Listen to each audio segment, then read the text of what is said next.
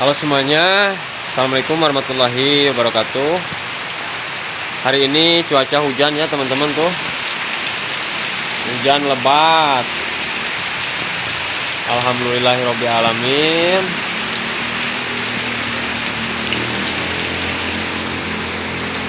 Hujan cukup besar. Ada petir teman-teman ya. Sampai ini rolling door kios ditutup dulu karena angin teman-teman ya, karena angin sampai ke dalam masuk. Nah ini kios saya teman-teman, adanya di jalan pedesaan teman-teman ya. Jadi kalau mau coba-coba belajar usaha toko beras, kalau pemula harus kalau bisa di jalan pedesaan ya, jangan di pasar, karena kalau di pasar saingannya mungkin agak berat gitu ya. Jadi coba dulu di jalan pedesaan teman-teman ya. Oke teman-teman, melanjutkan pembahasan tentang video yang kemarin ya teman-teman ya. Kemarin saya bercerita tentang awal mula perjalanan saya buka usaha toko beras gitu ya teman-teman.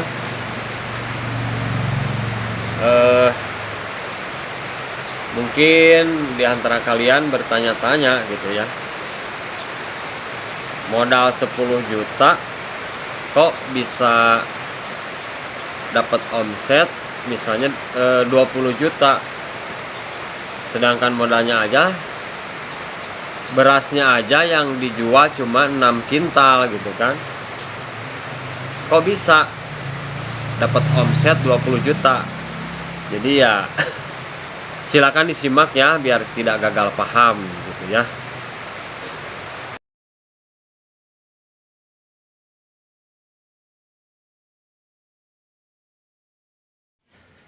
Di awal pertama kali buka usaha toko beras, saya mengalami sedikit kesulitan dalam mendapatkan konsumen.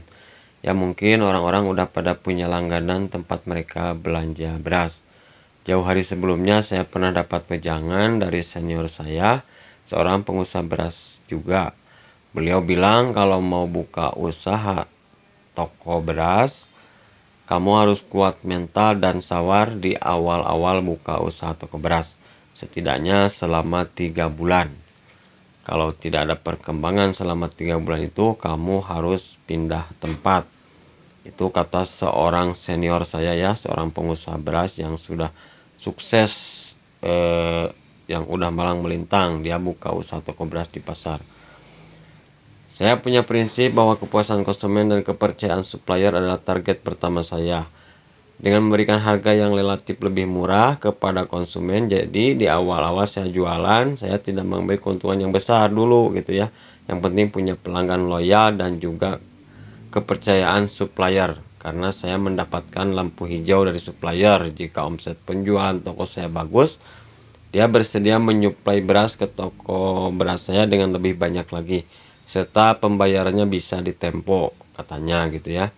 Dan ini yang sering ditanyakan oleh calon pengusaha beras kepada saya, apakah jika kita belanja beras dari supplier, pembayarannya harus cash atau tempo. Jadi ketika kita baru mulai buka usaha toko beras, saat kita belanja beras ke supplier, pembayarannya harus cash ya. Jadi lihat dulu omset penjualan toko beras kita gitu ya, kalau di awal.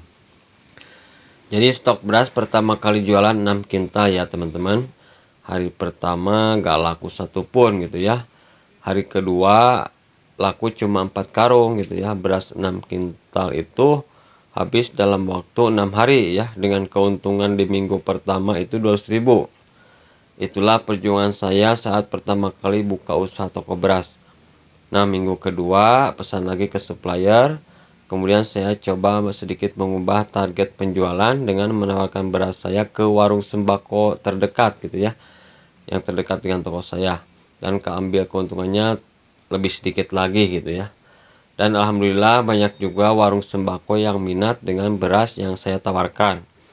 Dan alhamdulillahnya pula di minggu kedua beras habis dalam waktu 3 hari gitu ya, karena pelanggan banyak dari warung sembako.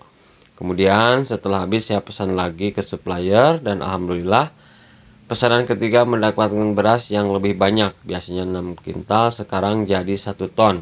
Dengan sisa pembayarannya ya bisa tempo gitu ya. Alhamdulillah saya udah mendapatkan kepercayaan dari supplier. Singkat cerita, bulan kedua jualan omset semakin besar dengan stok beras semakin banyak. Dan alhamdulillah tanpa menambah modal. Tanpa menambah modal awal yang 6 kintal gitu ya. Jadi di bulan kedua beras sudah ada stok 4 ton ya, walaupun cuma titipan dari supplier, tapi dari situlah awal mula perkembangan usaha toko beras saya ini. Jadi intinya di awal-awal kita buka usaha toko beras, jangan dulu ambil untung besar, serta sabar, ikhlas, dan berikan pelayanan terbaik dengan kualitas beras yang baik pula. Dan selalu konsisten, kemudian berlaku jujur, agar mendapatkan kepercayaan dari supplier, dan juga jika jujur, rezeki yang kita dapat akan berkah gitu ya. Nah teman-teman, semoga apa yang saya sampaikan dapat menjadi motivasi dan inspirasi bagi Anda yang mau merintis usaha buka toko beras. Karena apa yang saya sampaikan berdasarkan pengalaman pribadi. Terima kasih. Jika ada pertanyaan, silakan tulis di kolom komentar. Wassalamualaikum warahmatullahi wabarakatuh.